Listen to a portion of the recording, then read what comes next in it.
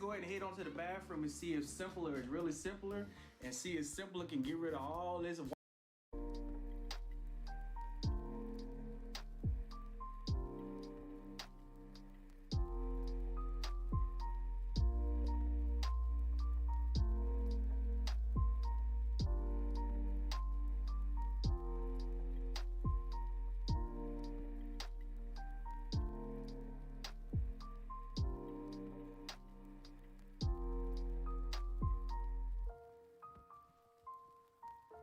Hello. I'm going to be starting this pretty soon. We'll go ahead and open the stream up. Alright, so for a while, I've been working on this planet generator logic, and I've finally completed it, pretty much. So I thought now would be a good time to kind of give some demos on the functionality. It's really cool. I've got a lot of stuff exposed that I didn't have before. So let's go up here. Let's just talk about the C++, which means I'm not going to be looking into the atmosphere stuff.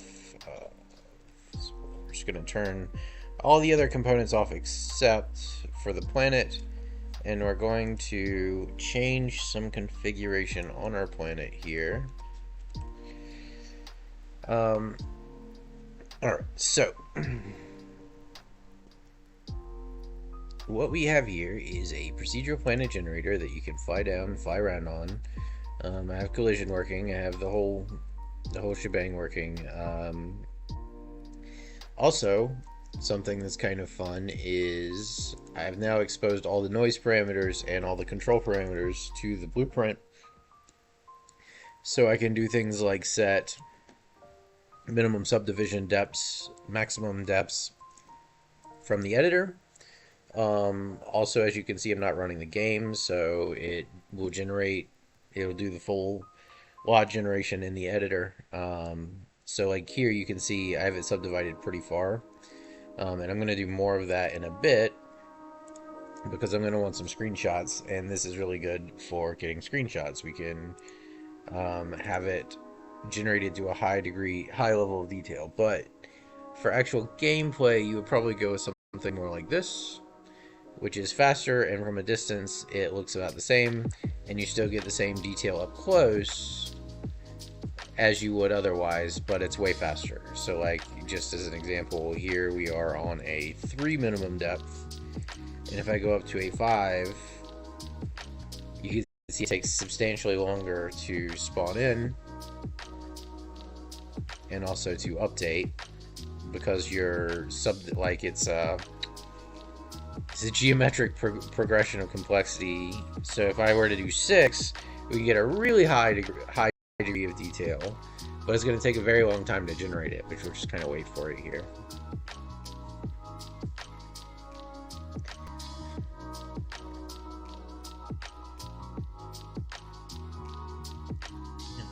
Here's our base, and now it's going to start implementing more detail, but it's going to take a minute because we set it to 6. It's like setting it to 6 will take 4 times as long. Like, each level takes 4 times as long as the previous level, right? It's actually a little bit more than that, but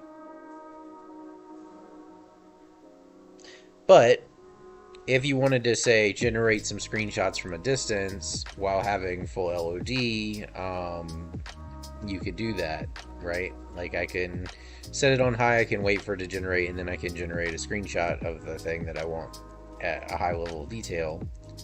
But for our purposes, we're just gonna go with like a 3 here, and that will load very quickly. And we'll just go ahead and pop it into wireframe so we can see the lot updates as they happen. They happen in real time, and it's quite fast. I'm pretty happy with it. And we can see that, like, even at surface level we can go pretty fast and it'll still keep up. I mean, there is a limit to how fast you can go and have it still properly keep up, but eventually it it will catch up. But the way you kind of get around this is like you control how fast the player's movement is in their ship in the atmosphere. So like you can make them move slower. Then as long as they're moving slower than say this, which is way faster than you would let them fly in atmosphere anyway, you would be just fine, right? And then if we go into lit mode, we can kind of see what it looks like down here close to the surface as we kind of cruise around. And we're in the editor mode again, so a big part of the refactor I was doing the past few days was getting it oops too fast, was getting it to work in the editor rather than just in play mode, and that took a little bit of effort, but I figured it out eventually. But yeah, so you can see that we got a planet here, nice procedural planet. You can go down to the surface, you can do whatever you want with it, and then if I change the seed to something else, we get a different planet.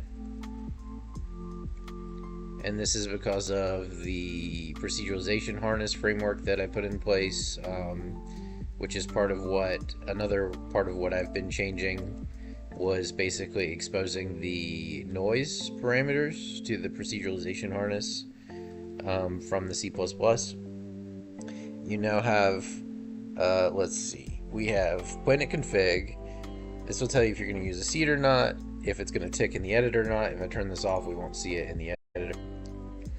It will tell us how many update batches we can process in a given frame. It will tell us the minimum node depth that the system will subdivide to at its minimum WOD, and its maximum subdivide depth that it will allow it to subdivide to. We have the ability to toggle a camera position override. That is for warping. You can calculate the in target of a warp when warping to a planet, plug that into the camera position override, toggle it on to camera position override while it's warping, and it can go ahead and generate all the mesh for where it's going to wind up without that stuff having to load in. The planet light is basically where's your star at relative to the planet. This would be or not relative to the planet. This would be your star's location in your current scene, basically, in your light color. This doesn't affect the planet, but aside from the fact that like the light color from the star would change the color of the planet slightly, but it does affect the atmosphere. But we're not going to worry about that right now because the primary thing I want to demo here is the completed C++ harness. We have some other planet attributes. We have the planet density. This is used in gravity calculations. Gravity force thresholds is a ditto. That's used in gravity calculations. Atmosphere bounds, atmosphere backdrop bounds. These are the randomization ranges for the atmosphere. Ring bounds is the randomization ranges for the ring. You can kind of see here. It has a number of things that you can modify to get different ring patterns. Seed is our seed. This is the seed that's used for all of our generation of random numbers, basically.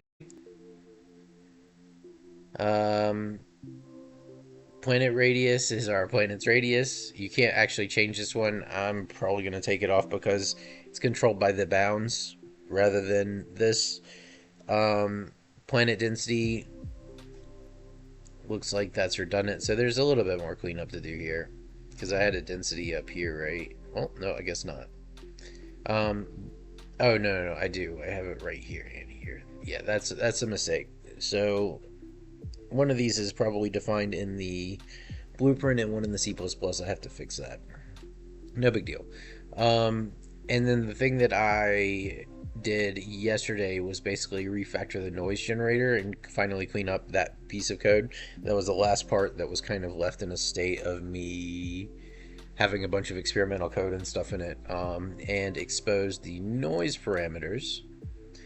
So we get the ability to determine different noise types, which will be randomly selected from. We get the bounds to our seed.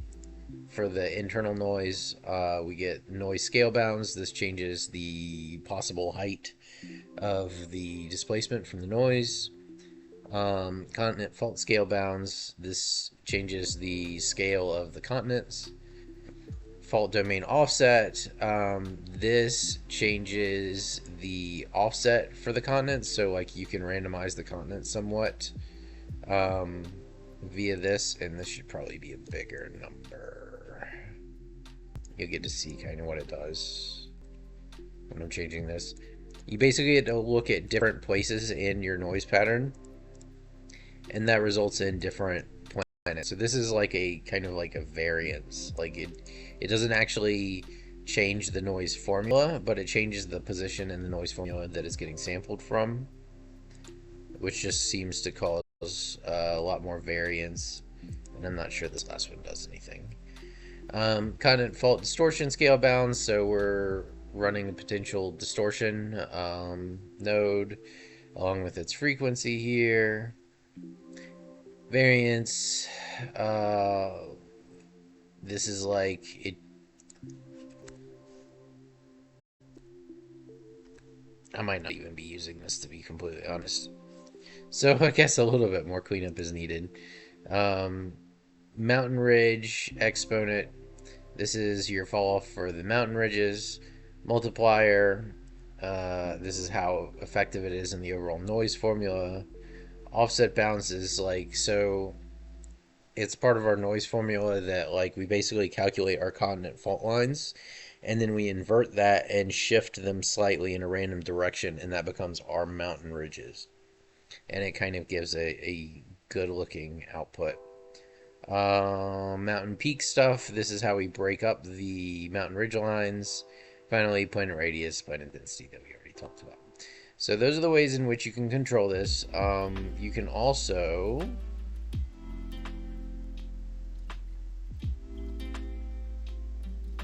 eventually I'll have to get the height map gradients and foliage map gradients in here. But that's blueprint work and not C++. I'm really just trying to demo the C++ here. So with this, we can generate Earth-sized planets that you could land on that have terrain features that update to high resolutions as you get closer, so that it doesn't just look like crap when you get up close on it. And that's pretty much it. That's how it works. It's cool. Also, I will point out, like, this is way faster and more performant than it has been in the past, and it's just a matter of a lot of work, a lot of trial and error, and figuring out what works and what doesn't, how to speed it up, how to make it faster, how to do things like that. I mean, the key really ended up being generating a single mesh component for each chunk rather than trying to have it all managed in one giant mesh component. That's what finally made it start running like really good, I would say. So next we want to take a look at our C++, because I want to go ahead and go over the files that are involved in making this happen. So we've got, I've pinned all the relevant classes and headers here.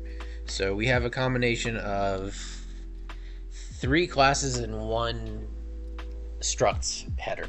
Planet shared structs contains the shared structs that are passed around between all these other classes.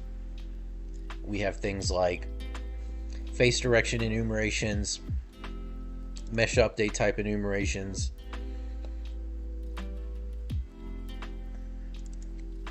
the noise generator parameters, bounding structs that are used in our bound structures, and then the noise generator bounding struct. And then what else? Mesh update status propagates a render status for a given ID. Mesh update data contains the actual mesh data that we want to do an update on. And mesh update data batch is a compilation of a set of these that are classified into additions and removals. So, where am I thing? Here we go. So, when we split a node, this is just, I was just drawing like the indices of a quad tree here earlier, but when we split a node or merge a node, two things happen. So let's think about what happens. So let's say I wanted to split node 3. Well, I have to generate 4 new children, render the 4 new children, and remove the parent, right? So for a split, we have 4 adds and 1 remove. Likewise, for a merge, I need to remove all 4 children and re-render the parent, right? So in the case of a merge, we would have 4 removes and 1 mesh addition.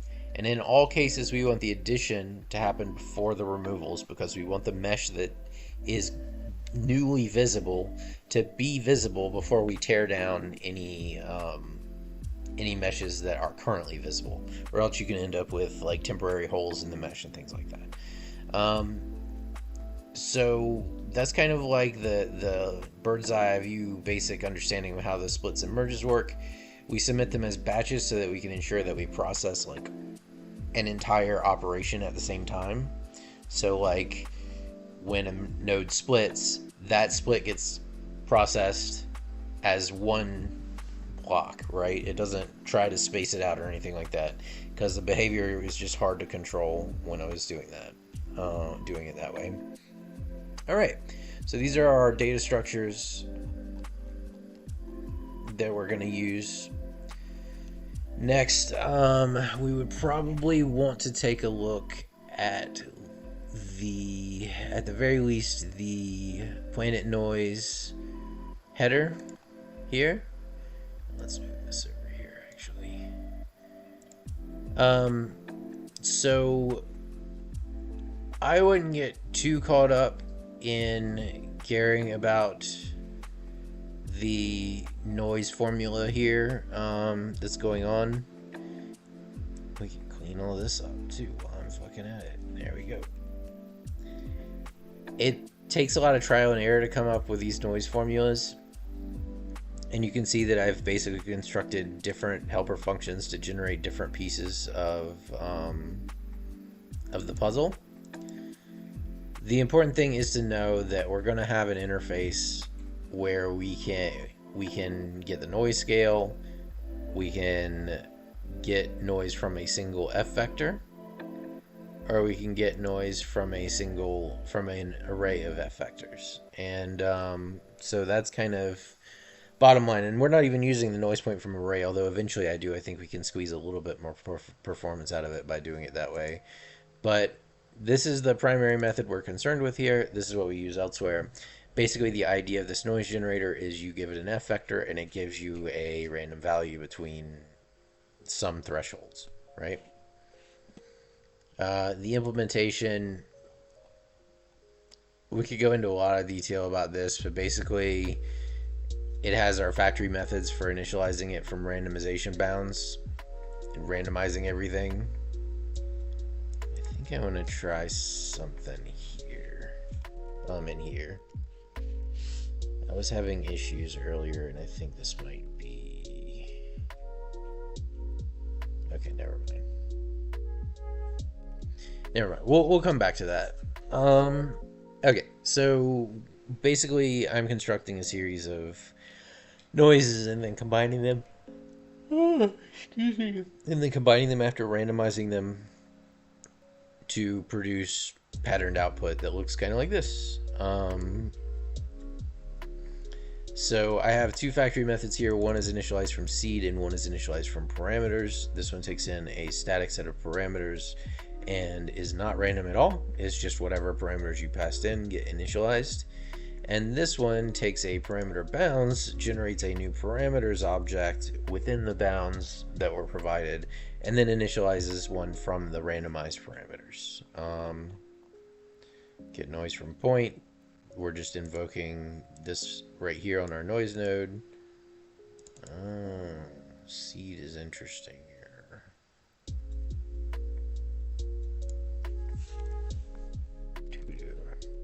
Okay, seed probably. I'm just gonna add a to-do there to come back to fix this. So this should really be operating off of the seed that's set, and I think that might be part of my problem. It should be operating off the seed that's set in my settings. All right, so there's a lot of other stuff in here. These all involve constructing different noise formulas.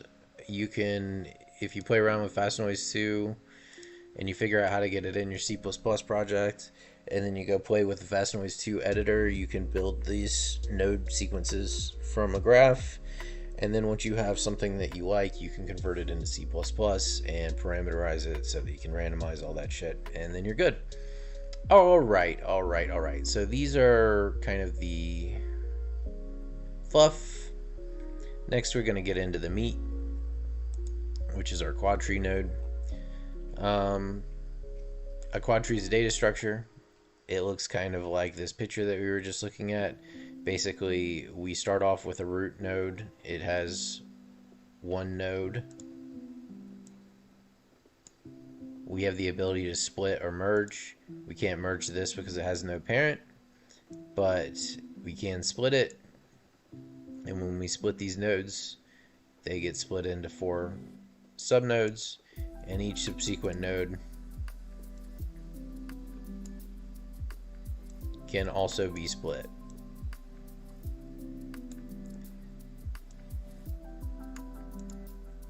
Right? So this is our node. This is our header for our class that manages that data structure. Our quad tree in this case is responsible for managing LOD, managing the generation of mesh data, but not rendering the mesh data, managing the basically structural changes of the tree, and data generation for the tree. So let's go ahead and take a look at what we've got here. So in our constructor, we're just passing a bunch of stuff that we need in order to initialize it. We have the parent actor. This is the planet actor that manages all these guys. We have the noise generator that we're going to use to generate our noise. We have our structure lock. We use this lock when we're changing the tree structure. Go figure. We have the ID of the node, the minimum and maximum depths that it can split to, the face direction of the node, the center that the node will be centered on, the size, excuse me, damn, sleepy, the size of the node, and the radius of the planet. We have a few helper functions here. We have isLeaf. This is return true if the node is a leaf. Also, like, in other words, if the node doesn't have any children. We have a get depth node, which we use for a lot of level, that will tell you basically how deep in the tree we are. We have collect leaves. This node, given a node, will collect any leaves that are descendants of that node. So if you passed the root node, if you invoked collect leaves on the root node, you would get all leaf nodes from the entire tree. We have cleanup non-visible. So because we're working with a lot of async stuff, and because we're working with a third-party library to do our mesh rendering, it will occasionally render mesh after the remove call for that mesh is processed. So we invoke this occasionally, which should clean out those errors. It's not my favorite solution, but it does work. And until I can figure out a more graceful way to handle it, it'll have to do. Then we have our structure modification functions. We have split, try merge, and merge. Merge could probably be private. Split splits a node into it basically takes the node, generates 4 children based on the space the node occupies, inserts the current node as the parent to each 4 children, initializes the children, and puts them in the child array for the node. Try merge. So merges have to be processed differently because merges are like splits are triggered on the node that is currently evaluating LOD on, but merges trigger on nodes under the node that needs to be displayed. And you can't merge until every node under a given node is flagged that it can merge. So like if you're flying around and there's a node that has been split very deep and it has 4 child node writes, and you move out of range of one of those child nodes and it wants to reduce its LOD. Well, but say you're moving like laterally you're far enough away from 2 of the 4 nodes to where they want to reduce LOD, but then you're still close to the other 2 nodes, close enough for them to not want to reduce LOD. What try merge does is when invoked, it checks to make sure every child is flagged as ready for merge, and then it will merge. So whenever you move away from a node and it wants to change its LOD to a lower resolution, it will invoke try merge on the parent, and then the parent checks this child state of the remaining nodes of its remaining siblings, and if all the nodes are ready to merge, it will merge. And then merge does what we described in the paint drawing that I had earlier, where if you have a node and it has 4 children nodes, you remove the children and re-render the node. Those are our tree structure changes. So we have LOD mesh update functions. Update LOD is basically just recursively updating the LOD for every child node in the tree. It calculates LOD based on a formula I found in a PhD paper, which we can look at once I get into the actual C++. But it's basically just taking the camera and trying to determine what level of detail these nodes should be at. Okay, and we've got generate mesh data. This is an asynchronous operation. We invoke this, and then it goes in. It generates the mesh data. It applies the noise to it. Generates all the data we need to actually render it. Persists that data in an object inside the class, and then finally returns the future completes and it finishes. This is where the bulk of the computational intensity is, which is why it's been made async. Push rendered state. Okay, so push rendered state takes in an ID and a rendered state, and it will traverse the children or the descendants of the node that it's invoked on until it either finds a node with the passed in ID or it fails to do that, but it should always find it because we only really ever invoke this from the root node. And it will set the node's rendered state. So basically when our async callbacks happen in our mesh rendering queue, it invokes push rendered state to go update the quadtree node to let it know that yes, this node has been properly rendered. Alright, we got external references in our parent actor and our noise generator. We have a series of initialization data: ID, face direction, center, resolution, sphere radius, node average radius, size, min depth, max depth. We have derived data. This is data that we use in calculations, but that can be derived from the other data, so it doesn't need to be provided. Half size, quarter size, center on the sphere, and the compare points. We have node sphere bounds. This is like a bound object that is constructed from the center of the node to the corner of the node, forming a sphere that can be used for things for various calculations. I don't think I'm actually using this a super large amount right now, aside from just getting the radius out of it to use it in a couple places, but you could do stuff with this like knowing what objects are on top of what node or something like that.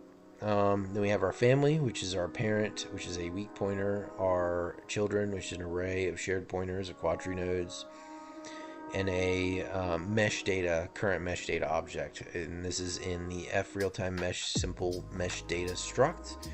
We use that struct because it's the struct that is used in the real-time mesh component that we're using, which is a third-party library. Should have probably mentioned that. We're using UE4 make to enable us to use the Fast Noise 2 library, and we're using a plugin called the Real-Time Mesh component.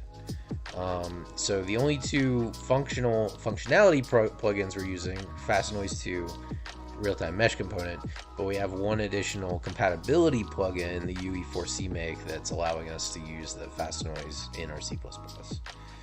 Alright, so parent, children, current mesh data. Then we have some flags, can merge, last rendered state. We talked about can merge a second ago. Last rendered state we talked about a bit as well. This just tells you if it was rendered or not. We have a rendered timestamp and a LOD update timestamp that get updated. And then finally we have the protected stuff. We have a lock here, tree structure lock here. This is internal to us, so it's declared like this. This is for the whole tree, so it's declared like this. It's and passed from the top because it's a reference. Real-time mesh, simple mesh data. This is just returning the mesh data if it exists. Recursive remove, and then we have our recursive methods.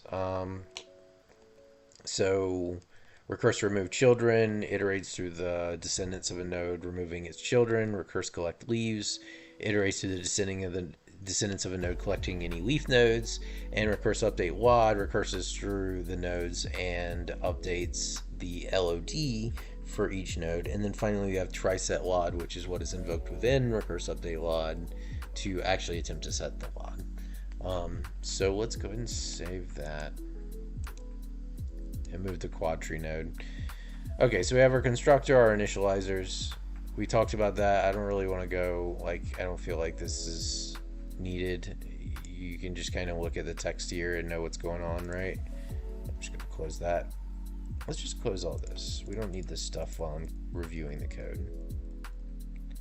Beautiful. Okay. Okay, so the first thing we're going to do, I don't think I'm actually using these anymore either, aside from right here. But anyway, the first thing we're doing is calculating some boundaries. We generate the compare points, which is the four corners of the node. And then we have node average radius and compare points being calculated. These values are used in the LOD calculations sometimes. Okay, and then we have our constructor. We're not doing anything in the constructor, our destructor. We're not doing anything in the destructor. It works fine the way it is. Recurse collect leaves function is a simple recursive function that takes in a given node and populates an array of pointers to any leaf nodes. Cleanup non-visible. We're basically, okay, so we collect all our leaves. These should be at any given time the visible nodes. We create a new batch of removes. We create a new map. And the reason I'm using a map here is because, if you think about this, we're iterating through every leaf node in the tree. Multiple leaf nodes could share the same parent many times. So you could have, if you're subdivided at a large level, you could have 500 references to the top level root node, right? Because every node is in its descendants. And so the reason we're using a map here is so that when we're deciding which of these parents that we need to cull, we don't need to cull them more than once. We don't need to submit 100 removal updates for the root node. And so we use a map because then we can take our map and add it based on ID, and then any duplicates will just be overwritten into the same slot. And when you get your keys, they will all be singleton. You won't have 100 references to the root node. You only have one. And so that's how this works. Finally, we construct a mesh remove, add it to our removable batch, and then finally at the very end of this, we enqueue this node for update with the remove batch. We invoke this occasionally on the main processing tick. I'll show you that when we get to it, but basically every X number of iterations we invoke this, and that gives us the ability to clean up our state if something goes wrong asynchronously with the mesh rendering. So we have this S function. This is just straight from that PhD paper that I was talking about where I pulled my LOD function from. I forget what it was, but I'll try to find it at some point and give some credit because I didn't come up with this. Recurse update LOD is basically just taking a node and invoking triset LOD on all of its descendants. Next, we have triset LOD. This is the function I was talking about. It also uses this S function, which is why I implemented it over here, right here. The only real thing you got to know here is this K value controls how sensitive the LOD is to LOD changes. So if I turn this up, then it will subdivide earlier. If I turn this down, it will subdivide when I'm closer to it. That's it. That's all I got to really know about that one. Update LOD, again, is... I see. Update LOD is a wrapper to make this happen asynchronously. So this is our recursive function. This is our per node function. So like the recursive function is going to invoke our per node function on every node. And this is our publicly exposed asynchronous wrapper that gets called from the parent to actually cause the LOD updates to happen. And this submits the updates as a update task. And I think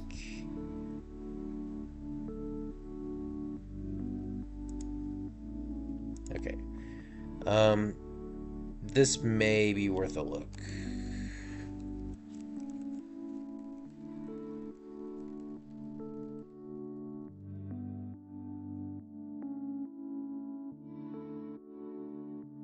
Okay. And we just update our timestamp. If the pin's valid, we will excuse me. We will recurse update the LOD. Okay, that's it. Push rendered state. Again, this is basically iterating. Oh,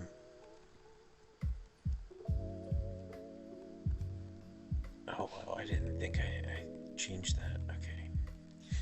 This is basically pushing the rendered state to a node, setting the node's rendered state. If the node was set to it was rendered, we iterate the parents and try to clean them up. This is just more like trying to basically clean up after ourselves. Split. All right. We get some values that we're going to pass down, I assume. We generate our 4 new children. We calculate our positional values for the children. We make new quad tree nodes initialized with the values that we've just calculated. We set their parent to the node that generated them. We add them to the parent's children. We create a split batch of update and update batch. We know that the node that caused the split should be removed. We know that its parents should also be removed. We snapshot the child array. We pass it in to a daisy chain of continuation functions where for each split batch we add it to our mesh adds.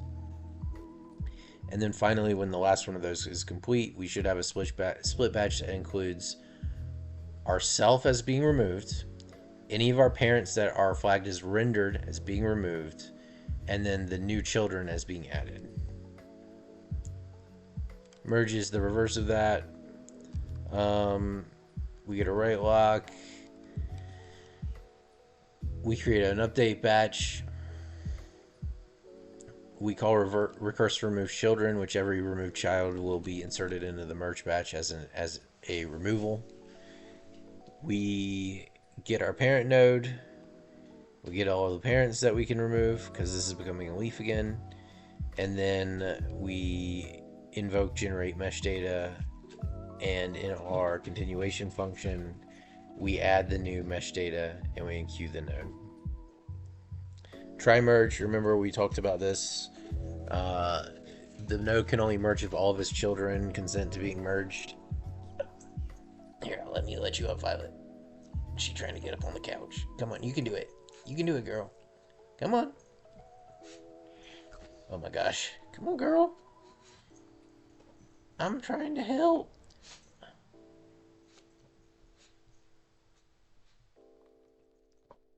Oh, I'm trying. You want over here? Hang on, let me help this puppy girl. She having a hard time.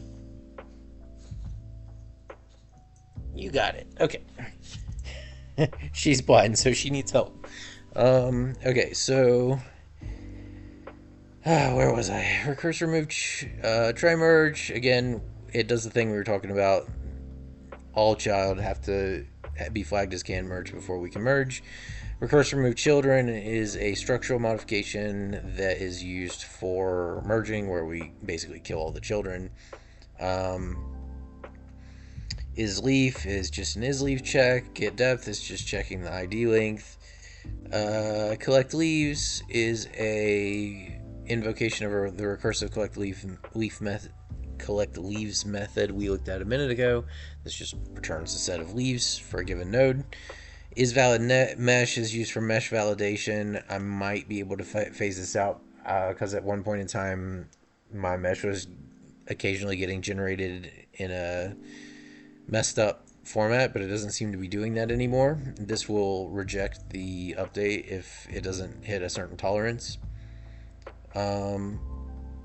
Retrieve mesh data returns the current mesh data if it exists. I mean, actually, even if it doesn't exist, it'll still return the weak pointer.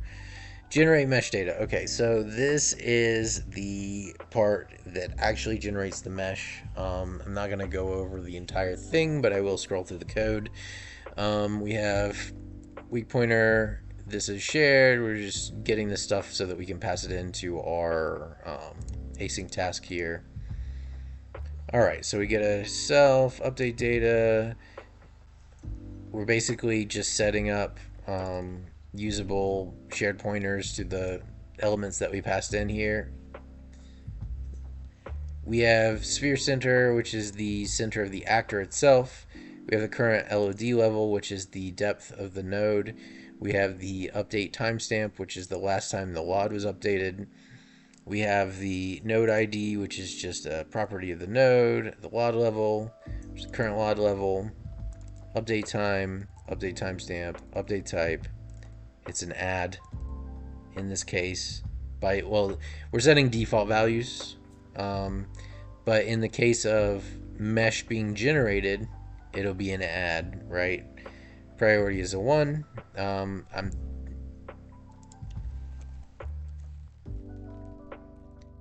At one point,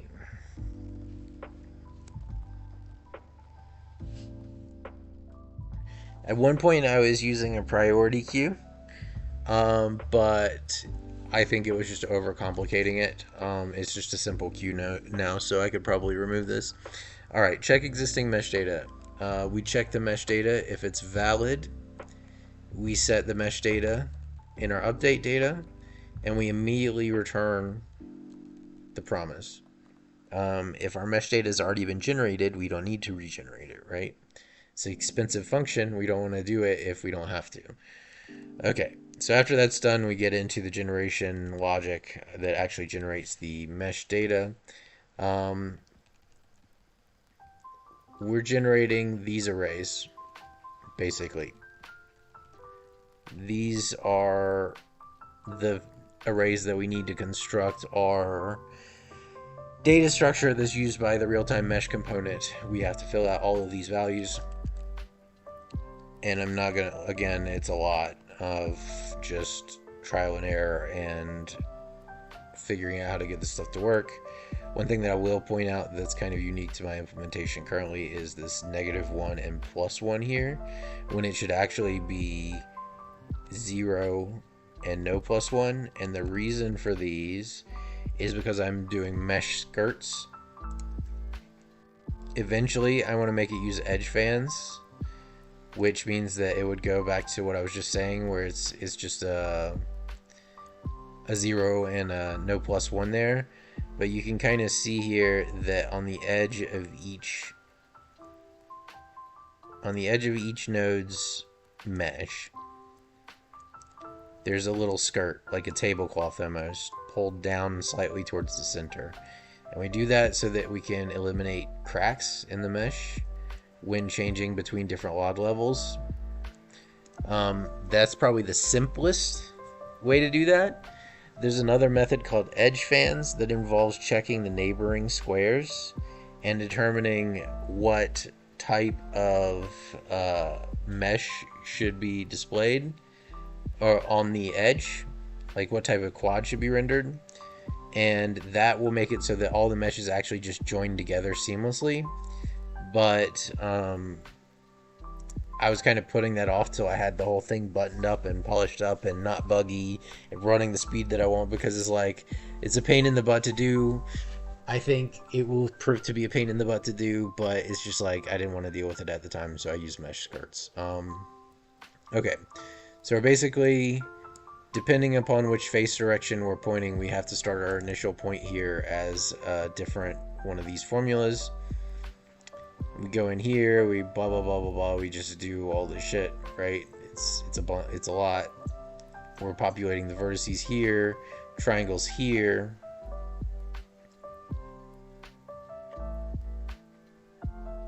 Calculating normals here.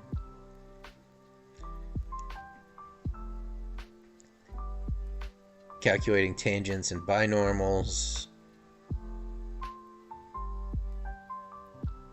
Finally, once all of that is done, we're applying our noise displacement.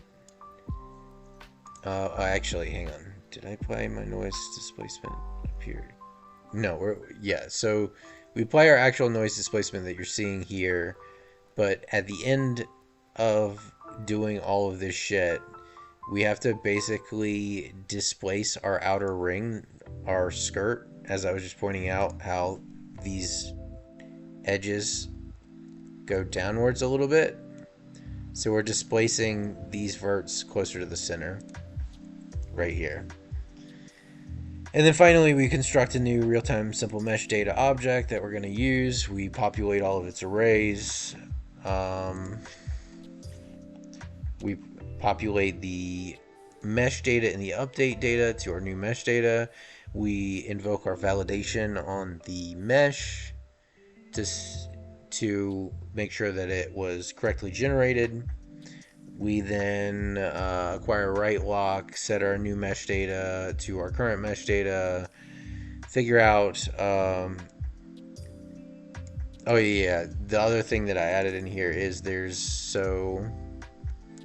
each point for each vert could be considered to have a radius from the center point of the planet, right?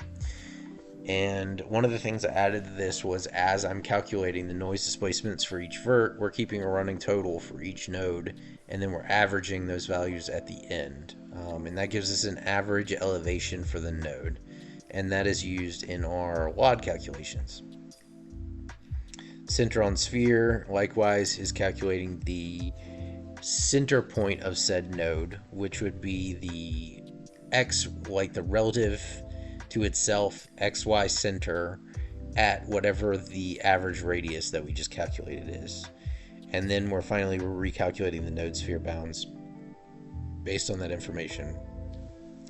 Then when everything's done, we set our mesh update promise to update data and we return it. And that's it. So, like I said, for any of this shit to work, you're going to have the runtime or the real-time mesh library. You're going to have fast noise stood up and working, or some noise generator. I mean, you could probably use the noise generators that are already present in Unreal. It's just that this noise generator, the Fast Noise 2 library, is really, really fast. Go figure, right? So it's good for stuff like this. Alright, so we're actually kind of cruising through here. I think this is the second time I've gone over it, so it's getting faster, but We got the planet actor. This is next. This is our planet. We have begin destroy, on construction, just standard shit. On construction is used because we want to function in the editor. Excuse me. Initialize planet. Initializes our planet. That's how we kick the whole process off. Enqueue node for update is used to enqueue a update data batch that we looked at earlier to be rendered. Update LOD invokes LOD updates on the root nodes of the entire tree. Process mesh queue processes a batch update off the mesh queue, a single update. So you invoke this, it will take whatever the top mesh update data is, update data batches from the mesh queue. It will dequeue it, it will render it, and then it's done. Propagate render status, again, it's kind of like propagate render status in Quadrinode, except for this invokes propagate render status on the relevant root level node, right, when renders are done. Seed is our seed. We use this in all our randomization calls. Planet noise generator bounds. This determines the range in which our noise, all the attributes that are changing the way our noise looks, can be randomized. Planet radius is our planet radius. Right now we're sitting at, I think this is centimeters. So we're looking at centimeters, meters, kilometers.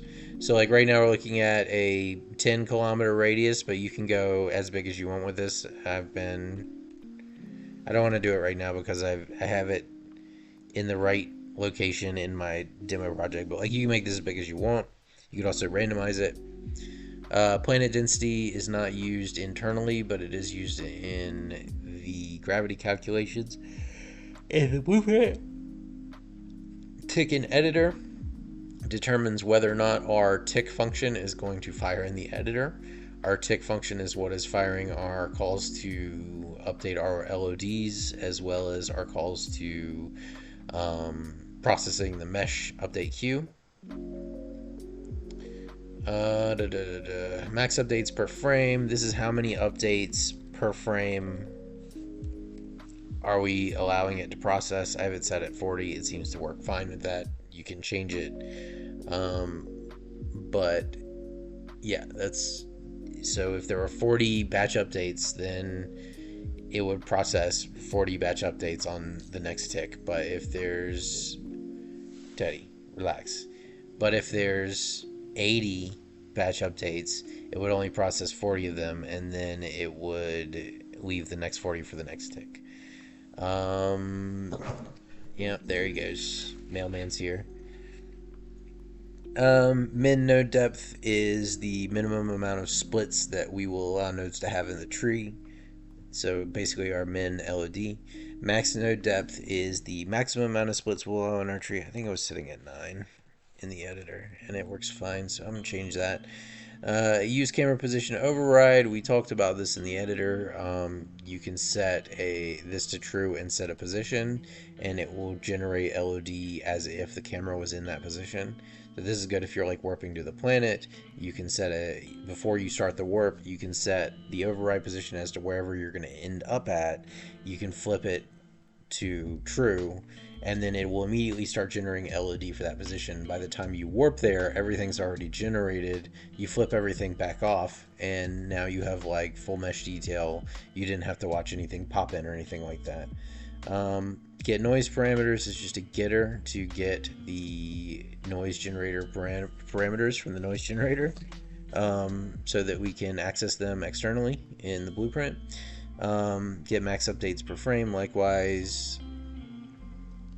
Although these might actually be able to be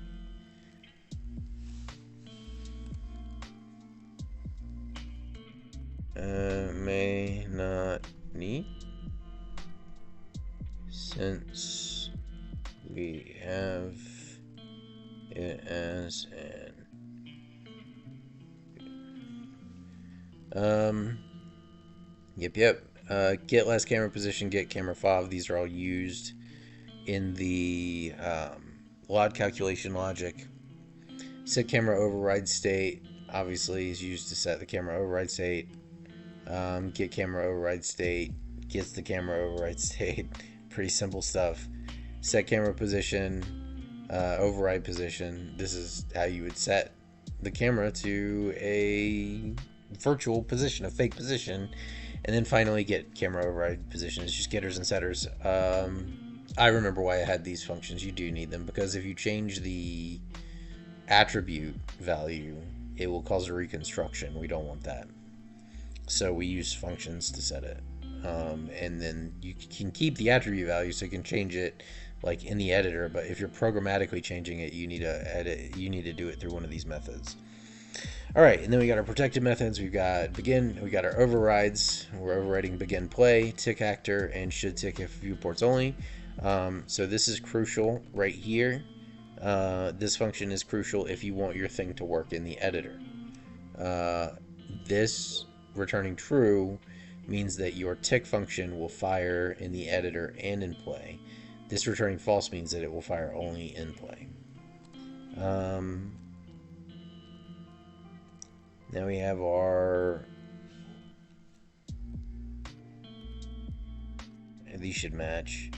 Now we have our internal values. Yeah, so anything listed as internal has a property that you can change that will change it, but it will also trigger a reconstruction.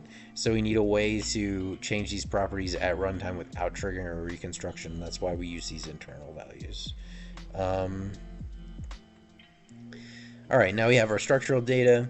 We have a chunk map. This is what keeps track of our rendered mesh objects, our real-time mesh components go in this map. So whenever something gets rendered, its real-time mesh component gets inserted into this map so that we have it for later, so we can turn it off or back on, etc. We have our noise generator, which all the nodes will share the same noise generator. We have our mesh update queue, which is the queue into which we push mesh update data batches, and the queue that the data update batches get processed out of when we're rendering our meshes. Okay, next we have our root nodes for each direction. So we're making a quad sphere, which means we need six quad trees, one for each face direction: x positive, x negative, y positive, y negative, z positive, z negative. Then each of those trees needs its own lock, which we've initialized here or created here. Then we have an isInitialized value, which will be flipped on after initialized planet is complete. We have a cur tick and a clean interval. So current tick, we keep a running counter of the tick that we're on, and every 50 ticks, we're going to invoke our cleanup logic that we talked about. Okay, so that's the header. Let's go back to the planet actor class itself. So here we go. So we set these values. We have a tick interval of a tenth of a second here. We could probably even go up a little higher on that. The higher this value is, the faster it will respond to changes, but the more laggy it will be. Like the more, because like our tick is a our tick is a reasonably expensive function, so it's just about trying to find a balance here between like something that updates fast enough to where it's not really perceptible that there's a delay to it, but also slow enough to where we don't choke when we have a billion updates, right? On construction, we're just initializing values and then invoking initialize planet. Begin play. We can actually remove this because it does work in the play now. Initialize planet invokes this. We flip initialize to false. We empty the chunk map. We empty the update queue. We cleanse the bloodlines, which is me just referencing a song from Unleash the Archers, but we get attached. We get all the children, and for each child, we kill it. Basically, we just go into every attached mesh object on ourselves and kill it. We initialize our noise generator from our parameter bounds. We initialize all our quadtree node faces using their constructors. We create an initial batch of updates. So usually when you split or merge, that will generate the updates. But there is one case where you can't count on that, and that's for the root nodes. So the root nodes are not removing anything because there's just one node. They're just generating the mesh and done. And that is what this batch is for. Since we have a static number of sides, I didn't do a loop. We just did a daisy chain. So each face generates its mesh, adds its mesh to this batch, invokes the next one until we get to the very bottom. When we're done, we add our last batch to our batch that we're going to enqueue. We enqueue it, and then we flip is initialized to true. And at this point, tick actions will start happening for like actually processing the mesh data. Alright, enqueue node for update. Hey, look what that does.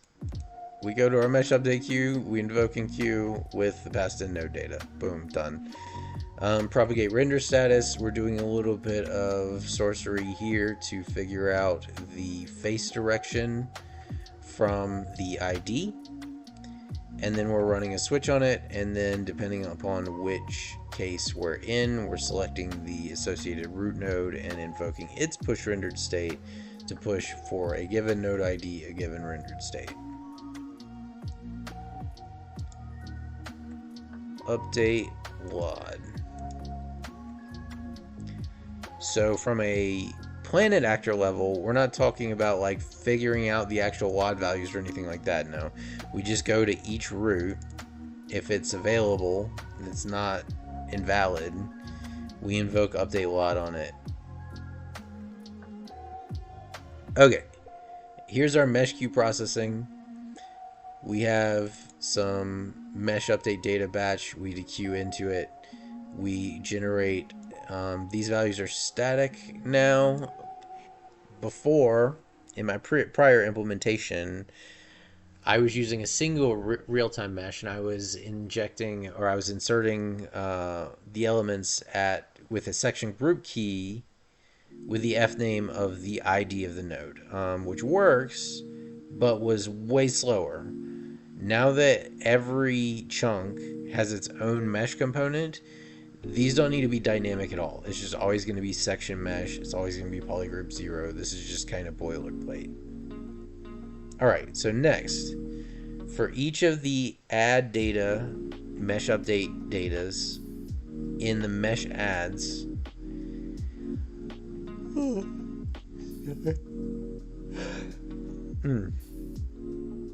may not need this anymore too.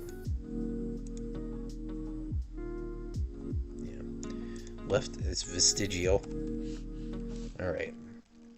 So first we check our chunk map. Remember, this is our components that have already been generated. And we want to see if we already have a chunk that corresponds to the ID that just came in. If we do, we don't need to do anything to it. We can just get the chunk component, get the mesh component for the chunk, toggle the visibility of the section for that ID, wait for that to complete, propagate the render status. Otherwise, we need to create it. So as long as our mesh data is valid, we're going to check we're going to create our config. Again, this is just like, most of this is just boilerplate for creating this real-time mesh component and initializing it. Like you can see here, these are our settings that I'm passing to it. We make a new one, we register a component, we attach it to our own root component, we set its material up, we set its collision up. Then finally we add this new component to our chunk map. We get its mesh sample, we set up the mesh, or we get its mesh component, we set up its material slot, its collision config, its section group. Then we create a section group. This is what actually renders it right here. And then we update its config with should create collision true so that we can have collision. And then finally we propagate the render status out for that update. Okay, one more to go. Remove data. We get the ID from the remove data node. We set a render status to false. We set a future update status, which we're not using because this is synchronous now. We get our chunk map if it exists. We get our component, we get our mesh, we set section visibility to false. We remove the node ID from our chunk map, destroy the component, and propagate the render status. Alright, great. These are just getters. They're going to be pretty simple. Return this internal value, return the camera fob, returns the override, sets the camera override state, gets the camera position override state,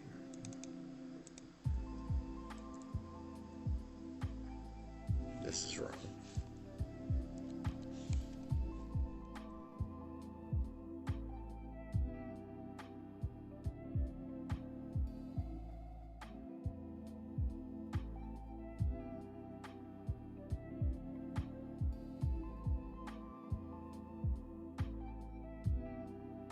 Spelled it wrong.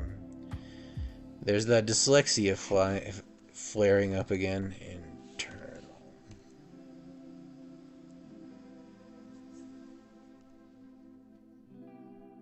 Alright.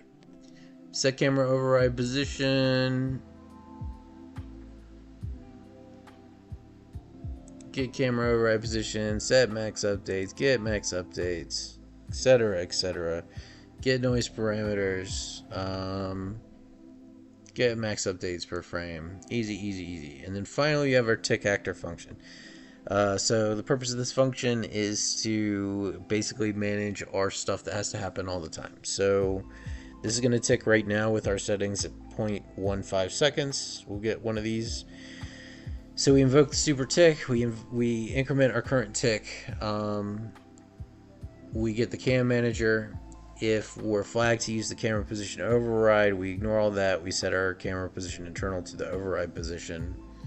Otherwise, if we do have a cam manager, that means that we're in the game playing, and so we're going to get the cam location and fob from the cam manager. If we don't have a cam manager, it means that we're in the editor and we have to come up with something else. So after a little bit of searching on the internet, I found this, which is a way to basically effectively calculate the last camera position while in the editor. In this case, it's world get world if world is not null. View locations equals world view locations rendered last frame. If there are any, then our last position equals the first one. Alright, and then finally, if this is initialized, so we don't do this logic if it's not initialized. If the current tick is greater than the clean interval, we're going to invoke our cleanup non-visible method and reset the current tick. Then we're going to invoke update LOD so that everybody gets their LOD updated. And then process count. And then for however many things are in the mesh update queue up to our process count, which is our max updates per frame, up to our max updates per frame, we're going to invoke our process mesh queue and then increment process count. And then finally, again, show tick if viewports only, returns this tick in editor. If you flip that off, It won't render in the editor anymore. It'll only render during play. And that is it. That is a quick overview of the whole project. So it's actually a lot smaller than it was a few days ago because I've gone in and cleaned out all the code. So what are we looking at here? We're looking at about 310 lines of code, another 135, so you're looking at 440 or so. Quadrinode's pretty big, I think. 685, so now we're at like 1020, 10, 1100, another one. It's about 340, so we're at like 1440.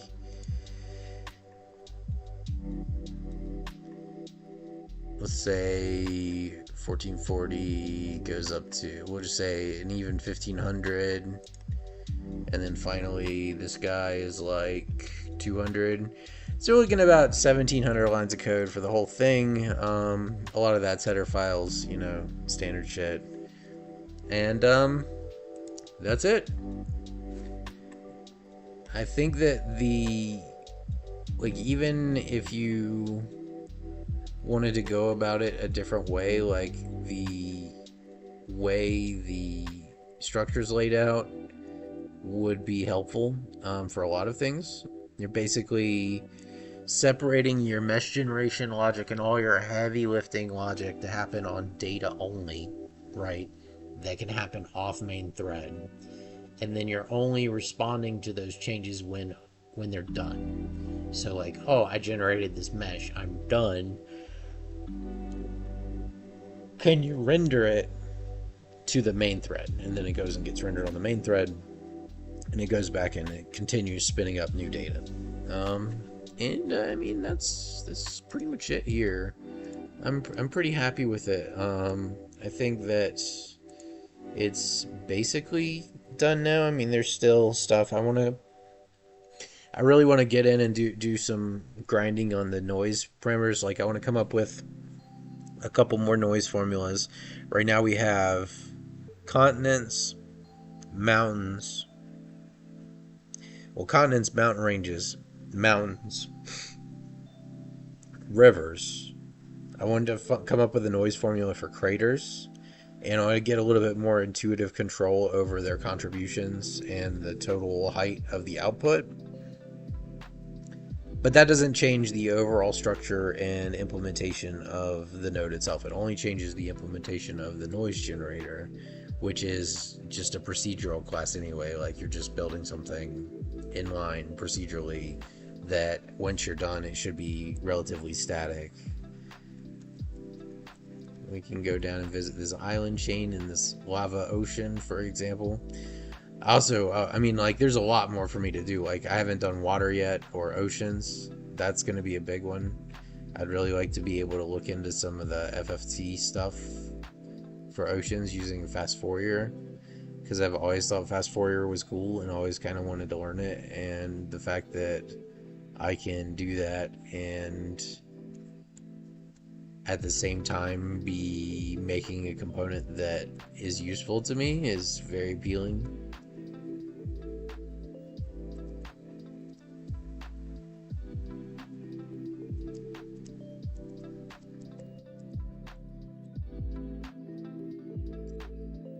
But yeah, so I mean, it's pretty cool. I need to generate a bunch of screenshots for this, and to do that, again, if I want to generate some really high resolution screenshots, I can just change the minimum node depth, which is why it's cool having all this stuff available from the blueprint.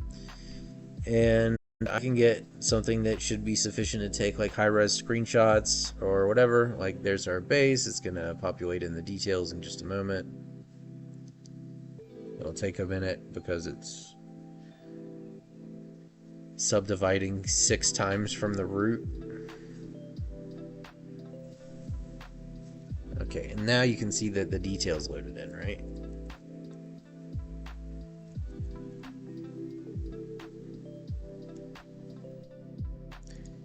But yeah, so I just wanted to go over that real quick. I think that's going to be it for the moment. I might take a break from coding for a little bit and play some Magic or something.